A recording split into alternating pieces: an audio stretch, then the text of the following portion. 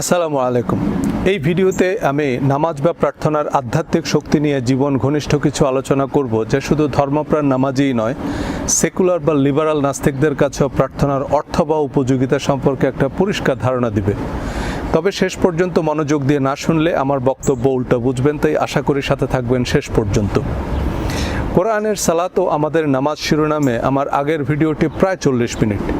সে ভিডিওতে প্রার্থনা সম্পর্কিত সব কিছু বলা হয়নি। যে কথা প্রতিদিন আমাদের আলেমরা বলছেন তা নতুন করে আমার বলার দরকার কি?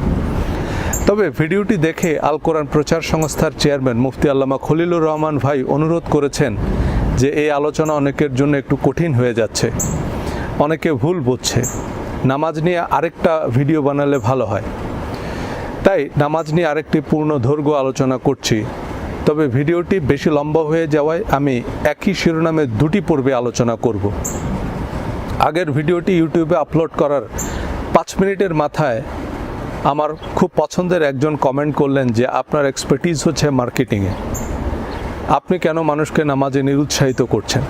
আমি রিপ্লাই দিলাম যে পুরো ভিডিওটি না দেখে কমেন্ট করা কি উচিত হয়েছে?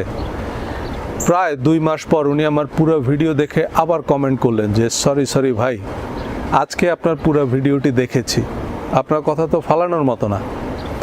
নামাজ এবং হাদিস নিয়ে আমার ভিডিওগুলো এমনভাবে শুনবেন যে কথাগুলো আমি বলছি না, জাকির নায়েক, আজহারি, ডক্টর আবদুল্লাহ জাহাঙ্গীর বা আপনার পছন্দের বক্তা বলছে, তখন দেখবেন আমি ভুল কিছু বলিনি।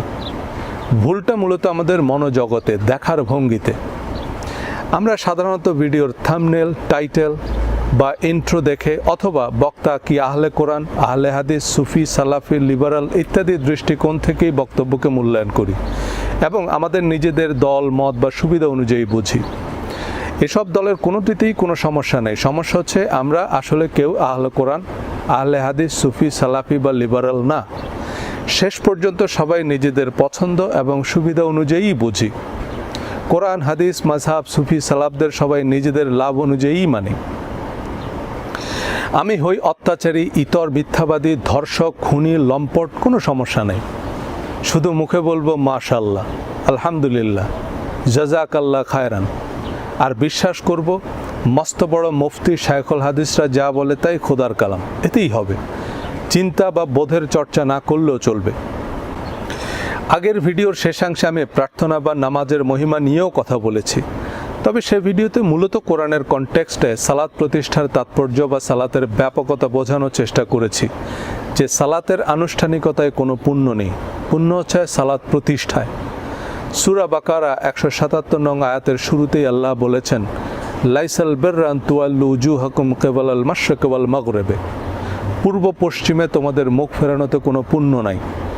এই পূর্ব পশ্চিমে মুখ ফেরানো মানে নামাজের যে ফিজিক্যাল মুভমেন্ট বা আনুষ্ঠানিকতায় কোনো পুণ্য নেই। কিন্তু কিসে পুণ্য আছে তার একটা লম্বা তালিকা আল্লাহ দিয়েছেন এই আয়াতের পরের অংশে, যার একটি সালাত প্রতিষ্ঠা। হাদিসেও আছে এমন, অর্থাৎ কথিত আছে যে মসজিদে নববীতে একজন সাহাবী নামাজ পড়ে এসে নবীজি সাল্লাল্লাহু আলাইহি সাল্লামকে সালাম দিলেন।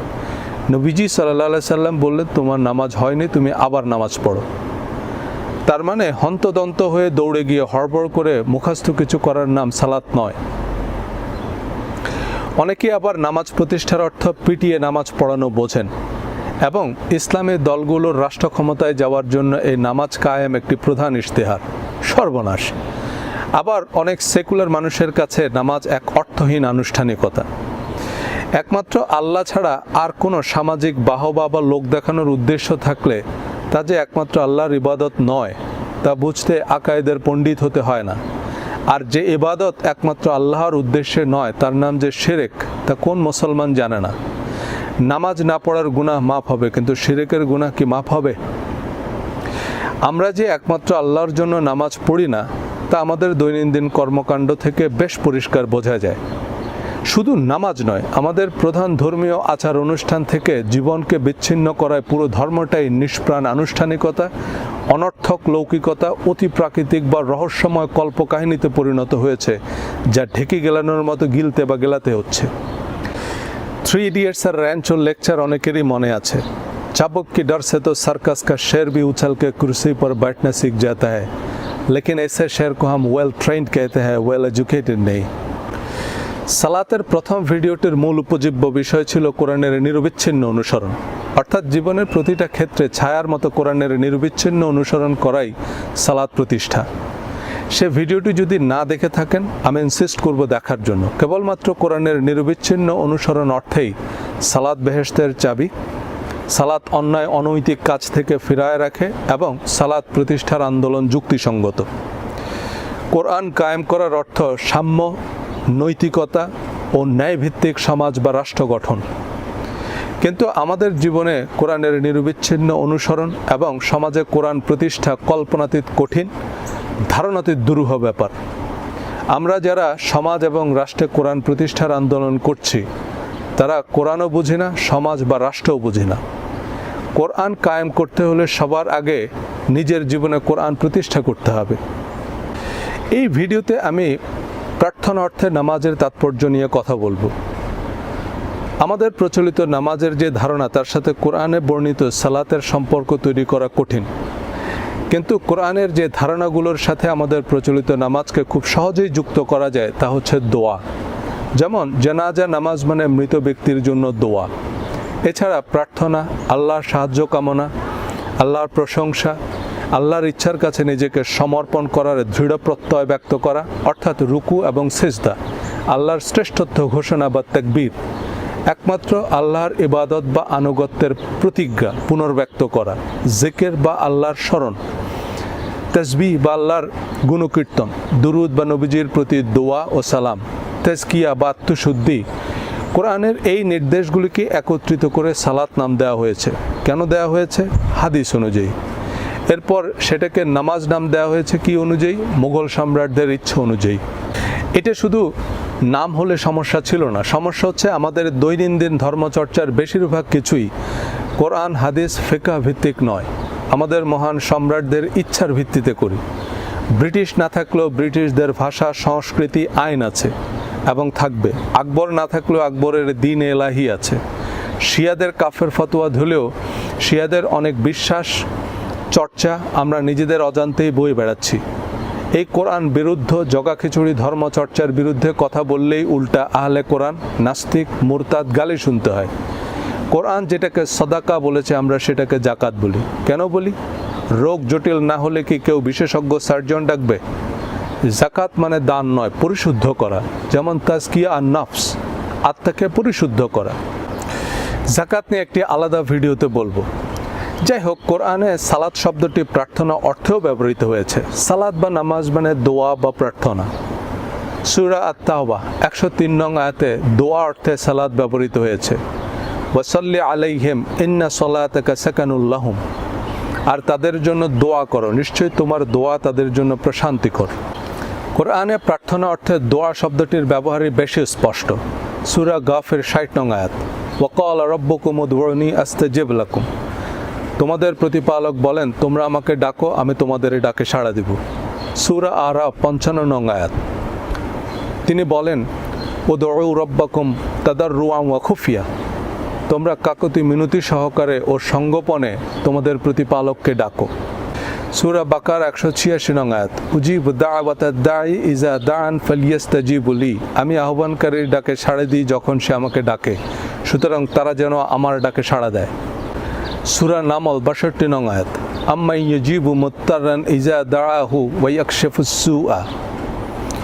অথবা উপাস্য তিনি, যিনি আর্তের আহ্বানে সাড়া দেন যখন সে তাকে ডাকে এবং বিপদ আপদ দূরীভূত করেন। সূরা আল ওয়াকিয়া 74 নং আয়াত, ফাসাব্বিহ বিসমি রাব্বিকাল আযীম।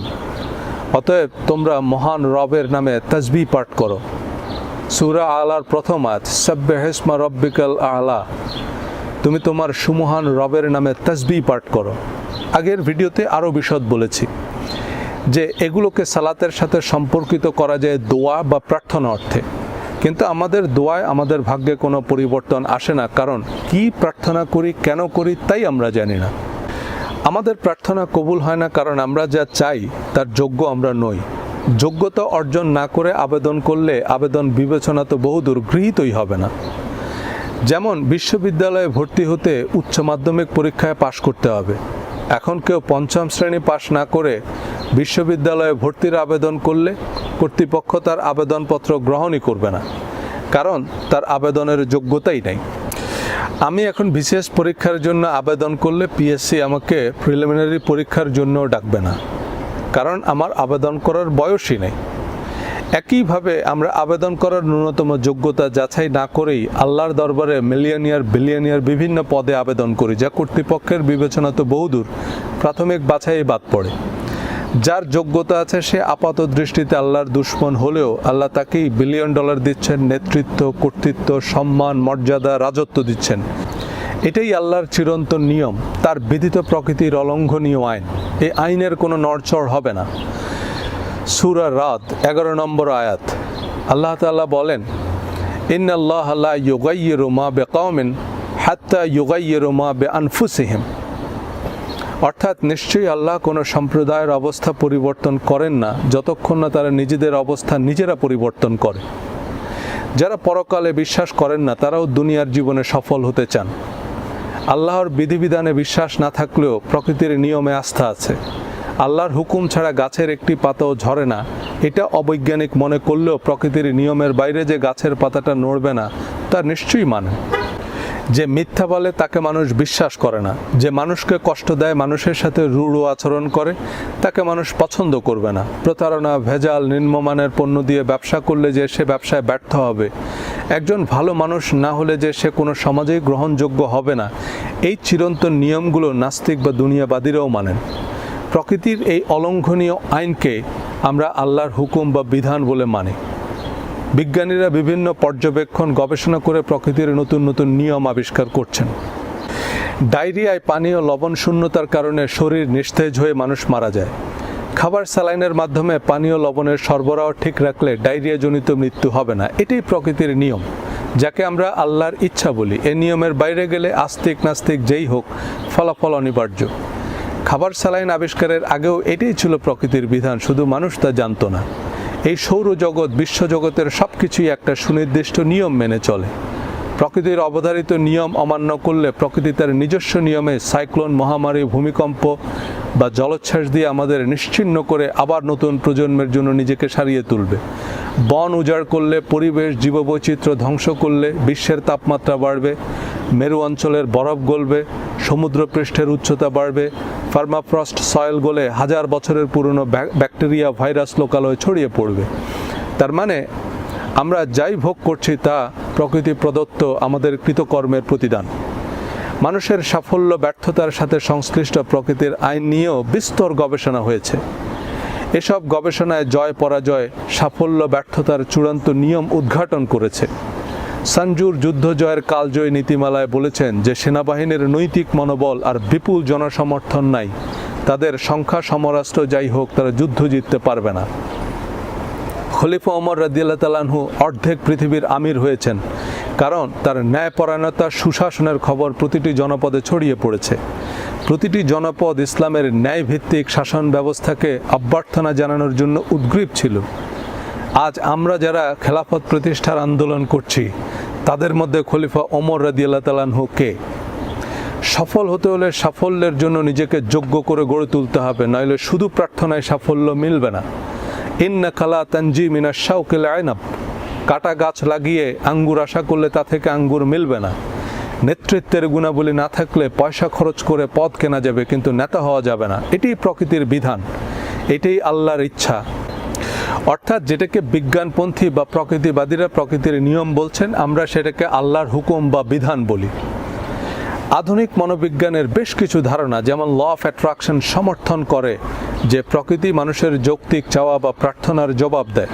এ কারণেই মানুষ মেডিটেশন বা ধ্যান যোগে ইতিবাচক চাওয়ায় মনোনিবেশ করে, ইতিবাচক মন ছবি আঁকে, সাফল্য বিজয়ের ভাবনায় মনোসংযোগ করে, এবং আমরা যা ভাবি, চিন্তা করি, বিশ্বাস করি, আমাদের অবচেতন মান তা অর্জনের পথেই আমাদের চালিত করে, তাড়িত করে। আমরা সেই আরাধ্য লক্ষ্যে পৌঁছাতে নিরলস চেষ্টা চালাই এবং দিন শেষে আমরা ইতিবাচক বা প্রার্থিত ফলাফলই পাই। আমরা যখনই নেতিবাচক চিন্তা করি, আমাদের অবচেতন মন সে অমূলক ভয়ভীতি, সীমাবদ্ধতাকেই বাস্তব বলে মনে করে এবং আমাদের কর্মবিমুখ বসিয়ে রাখে। আর এই কর্মবিমুখতার ফলাফল স্বাভাবিকভাবেই নেতিবাচক। সুতরাং আমাদের জীবনে যা কিছু ঘটছে তা প্রকৃতির অবধারিত নিয়মেই ঘটছে। অনেক সময় অনেক কিছু অলৌকিক মনে হলেও তাও প্রকৃতিরই নিয়ম, শুধু আমরা তার ব্যাখ্যা জানি না। যখনই আমরা প্রকৃতির রহস্যময় নিয়মকে অনাবৃত করতে পারব, তখন আর সেটা রহস্যময় নয়। আমরা বিশ্বাসীরা শুধু বিশ্বাস করি যে এই প্রকৃতি সর্বশক্তিমান স্রষ্টার বিধিত নিয়ম।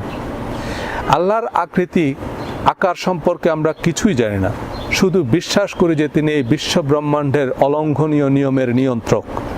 আমরা বিশ্বাসীরাও তাকে বিভিন্ন নামে ডাকি, বিভিন্ন বিশেষণে বৈশিষ্ট্যমণ্ডিত করি। তার সম্পর্কে তিনি আমাদের যা জানিয়েছেন এর বাইরে তার প্রকৃত ব্যাখ্যা বা চিত্র আমরা ধারণা বা কল্পনাও করতে পারি না। শুধু বিশ্বাস করি তিনি সর্বশক্তিমান, তিনি সর্ববিষয়ে ক্ষমতাবান। বিজ্ঞানবাদীরা প্রকৃতির বিধানকে অলঙ্ঘনীয় মানেন, প্রকৃতির অসীম শক্তিমত্তায় বিশ্বাস করেন, প্রকৃতিতেই আস্থা রাখেন, প্রকৃতির নিয়মেই ভরসা রাখেন। তাই আমি যখন সর্বশক্তিমান আল্লাহর কাছে প্রার্থনা বলবো, আপনি প্রকৃতিবাদী হলে সর্বশক্তিমান প্রকৃতির কাছে প্রার্থনা বুঝবেন। আমরা আল্লাহর কাছে প্রার্থনা করি, কিন্তু প্রকৃতির নিয়মের বাইরে কোনো কিছুই প্রার্থনায় মিলবে না। তাই প্রার্থনার আগে প্রার্থনা কি তা জানতে হবে, কি চাইতে হবে তা বুঝতে হবে, নাহলে প্রার্থনায় নিষ্ফল হতাশাই মিলবে। নামাজের প্রতি রাকাতে আমরা সূরা ফাতিহা পড়ি। এই সূরা ফাতিহায় আমরা যা বলি তা যদি আমরা আমাদের জীবনের জিপিএস হিসাবে সেট করি, we will never get lost. কিন্তু আমরা কতজন সূরা ফাতিহার অর্থ জানি, মর্মার্থ বুঝি? করোনা ভাইরাস থেকে বাঁচতে সবাই ফেসবুকে প্রোফাইল পিকচার দিচ্ছেন, আল্লাহুম্মা ইন্নী আউযু বিকা মিনাল বারসি ওয়াল জুনুনি ওয়াল জুজামি ওয়া মিন সাইয়্যিল আসকাম, যার সাথে করোনারও কোনো সম্পর্ক নাই, কোরআনেরও কোনো সম্পর্ক নাই। কিন্তু স্বয়ং আল্লাহ কোরআনের পার্মানেন্ট প্রোফাইল পিকচার হিসাবে সেট করেছেন সূরা ফাতিহা। এই বিশ্বজাহানে আল্লাহর কাছে সূরা ফাতিহার চেয়ে প্রিয় আর কোনো প্রার্থনা নাই। সূরা ফাতিহাকে আল্লাহ শেফা বলেছেন। এই শেফা শারীরিক সুস্থতার চেয়েও বেশি কিছু। বিশ্ব স্বাস্থ্য সংস্থা সুস্থতার সংজ্ঞা দিয়েছে শারীরিক, মানসিক এবং আত্মিকভাবে ভালো থাকা। শারীরিক সুস্থতার চেয়ে মানসিক সুস্থতা অনেক বেশি জরুরি। শারীরিক অসুস্থতার চেয়ে মানসিক অসুস্থতা অনেক ভয়াবহ। ক্যান্সারের যন্ত্রণায়ও মানুষ আত্মহত্যা করে না, কিন্তু মানসিক যন্ত্রণায় করে। মানসিক অসুস্থতার চেয়ে ভয়ঙ্কর হচ্ছে আত্মিক অসুস্থতা। আত্মার অসুখ হচ্ছে যখন সৎ, সত্য, ন্যায়, নীতি, নৈতিকতা, মানবিক মূল্যবোধে আমাদের আত্মার অরুচি তৈরি হয়। মিথ্যার মুখোশ, মোসাহেবি, অন্যায়, অপকর্ম, লোভ, ঘৃণা, হিংসা হয় আমাদের আত্মার প্রতিদিনের খোরাক। যারা আধ্যাত্মিক সাধনার মূল্য বোঝেন তাদের কাছে এই আত্মার অসুখই সবচেয়ে বড় অসুখ। সূরা ফাতিহা সম্পর্কে আল্লাহ বলেছেন, আমি তোমাকে 60টি আয়াত দিয়েছি বারবার পাঠ করার জন্য। ফাতিহা ছাড়া কোনো সালাত নাই। এই হাদিসের ভিত্তিতে আমরা সালাতের প্রতি রাকাতে সূরা ফাতিহা পড়ি। কিন্তু সালাত অর্থ প্রার্থনা ধরলে এই হাদিসের অর্থ দাঁড়ায় ফাতিহা ছাড়া কোনো প্রার্থনা নাই। কিন্তু সূরা ফাতিহার চেয়ে আমাদের কাছে প্রিয় জুনুনি ওয়াল জুজামি। হাদিস কোরআনের ব্যাখ্যা, তো এই জুনুনি ওয়াল জুজামি কোন আয়াতের ব্যাখ্যা? এই সূরা ফাতিহা আল্লাহর কাছে আবেদনের ফর্ম বা ফরম্যাট। এই নির্দিষ্ট ফরম্যাটে আবেদন না করলে আবেদনপত্র বাতিল হবে। সূরা ফাতিহায় আমরা কি আবেদন করি, কিভাবে করি একটু খেয়াল করেন। বিসমিল্লাহির রহমানির রহিম, পরম করুণাময় অতি দয়ালু আল্লাহর নামে। একটা আবেদনপত্রের শুরুতে কি থাকে, যে আবেদনটা কার বরাবর করছে। যেমন বরাবর মাননীয় উপাচার্য, ঢাকা বিশ্ববিদ্যালয়। আমরা আল্লাহর নামে শুরু করছি, যিনি পরম করুণাময় এবং অতি দয়ালু। আমরা সব কিছুর আগে তার করুণা ও দয়ার দৃষ্টিকে আকর্ষণ করছি, কারণ আমরা এমন কিছু চাওয়া নিয়ে হাজির হয়েছি যা তার করুণা ছাড়া সম্ভব নয়। দয়া, অনুগ্রহ ছাড়া কোনোভাবেই সম্পাদন করা যাবে না। আমরা তাই সর্বশক্তিমান আল্লাহর দয়া, করুণা কামনা করি। প্রকৃতির নিয়ম বা স্রষ্টার সিস্টেমের আনুকূল্য চাই। এরপর কি বলছি? আলহামদুলিল্লাহি রব্বিল আলামিন, সমস্ত প্রশংসা আল্লাহর জন্য, যিনি সমস্ত বিশ্বের প্রতিপালক। আলহামদুলিল্লাহ, সমস্ত প্রশংসা আল্লাহর জন্য।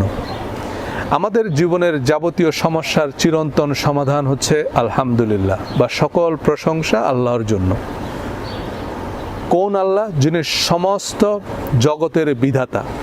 নাস্তিক বা সংশয়বাদীরা আপাতত এটুকু বোঝেন যে সমস্ত জগতের যে বিধান বা প্রকৃতি, তার প্রতি আপনি স্তুতি বা প্রশংসা জ্ঞাপন করছেন। এই প্রশংসাই হচ্ছে সকল সুখের চাবি। আপনি যেই অবস্থায় আছেন সেই অবস্থার জন্য আল্লাহকে বা আল্লাহর সিস্টেম বা প্রকৃতিকে সহৃদয় ধন্যবাদ জানান। দেখবেন জীবনের সকল সমস্যা হাওয়ায় মিলে গেছে। আমাদের যাবতীয় সমস্যা আমাদের মনোজগতে, দৃষ্টিভঙ্গিতে। আমরা ক্যারিয়ারের উত্থান পতনে হতাশ, আর্থিক ক্ষতি, অসুস্থতা, প্রিয়জন হারানোর ব্যথায় ভেঙে পড়ি। দিনভর কত ভয়, কত দুশ্চিন্তা, কত দুর্ভাবনা। কিন্তু একটা শিশুর দিকে খেয়াল করুন, সে কত নির্ভর, সে কত সুখী, কোনো কিছুতেই তার কোনো ভ্রুক্ষেপ নাই। এই সকল সুখের চিরন্তন মন্ত্র হচ্ছে counting blessings and staying in thankful mode. পৃথিবীতে আল্লাহ যাকে তার দূত হিসাবে প্রেরণ করেছেন, আল্লাহর সবচেয়ে প্রিয় বান্দা হজরত মুহাম্মদ সাল্লাল্লাহু আলাইহি সাল্লাম এর জীবন ছিল অবর্ণনীয় দুঃখ দুর্দশায় জর্জরিত। পিতামাতা, স্ত্রী, সন্তান হারিয়েছেন, নিজের জন্মভূমি ছাড়তে বাধ্য হয়েছেন, কত জুলুম, নির্যাতন, আক্রমণের শিকার হয়েছেন। তবুও তিনি পৃথিবীর ইতিহাসের সবচেয়ে প্রভাবশালী মানুষ, মহাত্মা, মহামানব। নবীজি সাল্লাল্লাহু আলাইহি সাল্লাম যে বিশেষ কারণে অবিশ্বাসীদের কাছেও বৈশিষ্ট্যমণ্ডিত, তা হচ্ছে জীবনের অর্জন, বিসর্জন, প্রাপ্তি, অপ্রাপ্তি, জয় পরাজয়, ত্যাগ, তিতিক্ষা, আনন্দ, বিরহ, জাগতিক বস্তুগত কোনো কিছুই তাকে স্পর্শ করত না। আনন্দে আত্মহারাও হতেন না, বিপদে বিচলিতও হতেন না। দুনিয়াতে যে কোনো অঙ্গনে যত সফল মানুষ আছে, তাদের মধ্যে গুণটি তাদের সাফল্যের সমানুপাতিক হারে উপস্থিত।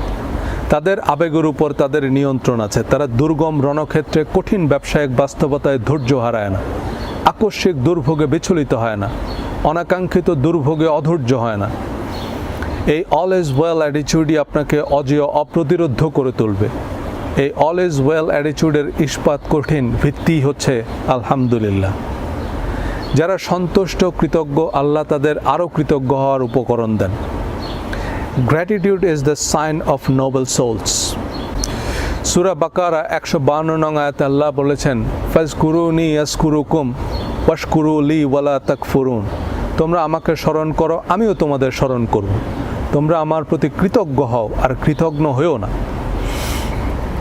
সূরা ইব্রাহিম 7 নং আয়াত, তিনি আরও বলেন, লা ইন শাকারতুম লা আযীদান্নাকুম ওয়া লা ইন কাফারতুম ইন্না আযাবি লাশাদীদ। তোমরা কৃতজ্ঞ হলে আমি তোমাদেরকে অবশ্যই অধিক দান করব, আর অকৃতজ্ঞ হলে অবশ্যই আমার শাস্তি হবে কঠোর। এই দুটি আয়াতে শুকরিয়া বা কৃতজ্ঞতার বিপরীত অর্থে ব্যবহৃত হয়েছে কুফরি, অর্থাৎ কাফের মানে যারা আল্লাহর অনুগ্রহ বা প্রকৃতির অনুদানকে অস্বীকার করে, এবং শুকরিয়া জ্ঞাপন না করা মানে disobeying commandment, denying the system, such as mistreating the orphan, not feeding the poor, creating anarchy, abusing people, telling lie, disrespecting natural law, etc. নামাজের আগের ভিডিওতে আরও বলেছি, যেমন আমরা রাষ্ট্রকে ট্যাক্স দিচ্ছি, রাষ্ট্রের আইন মেনে চলছি, জাতীয় সঙ্গীত, জাতীয় পতাকা, রাষ্ট্রীয় প্রতীককে সম্মান করছি। এটা প্রকারান্তরে রাষ্ট্রকে ধন্যবাদ বলা, যে রাষ্ট্র আমাদেরকে নির্ভর জীবন দিচ্ছে, অন্ন, বস্ত্র, বাসস্থান, শিক্ষা, চিকিৎসা, সুরক্ষা। এসব রাষ্ট্রীয় ব্যবস্থাপনায় না থাকলে আজকের এই নাগরিক জীবন কি কল্পনা করা সম্ভব ছিল? এখন রাষ্ট্রের সব যোগাযোগ, নিরাপত্তা, সুবিধা কাজে লাগিয়ে ব্যবসা করে, চাকরি করে উপার্জন করছে, কিন্তু ট্যাক্স দিতে অস্বীকার করলে বা রাষ্ট্রের আইন মানতে অস্বীকার করলে জেলে যেতে হবে, কারণ রাষ্ট্রের চোখে সে রাষ্ট্রদ্রোহী বা কাফের। যারা রাষ্ট্রের প্রয়োজনে বিশেষ ভূমিকা বা অবদান রাখে, রাষ্ট্র তাদের পুরস্কৃত করে, সম্মানিত করে। প্রকৃতির আইনও তাই। আমাদের যা আছে তার জন্য সন্তোষ প্রকাশ করলে, দান, অনুদান এবং সিস্টেমের আনুগত্য করলে আল্লাহ আমাদের আরও বাড়িয়ে দেন। নাই নাই করলে সারা জীবন হতাশায় কাটবে। অপ্রা উইনফ্রে যেমনটা বলেছেন, be thankful for what you have, you will end up having more. If you concentrate on what you don't have, you'll never ever have enough. কারণ যারা সন্তুষ্ট তারা প্রশান্ত, আত্মপ্রত্যয়ী, আত্মবিশ্বাসী, দৃঢ় প্রতিজ্ঞ। তারা আরও নতুন নতুন লক্ষ্য অর্জনের সচেষ্ট, কারণ তারা আশাবাদী। সুতরাং সকল কিছুর জন্য বলুন আলহামদুলিল্লাহ।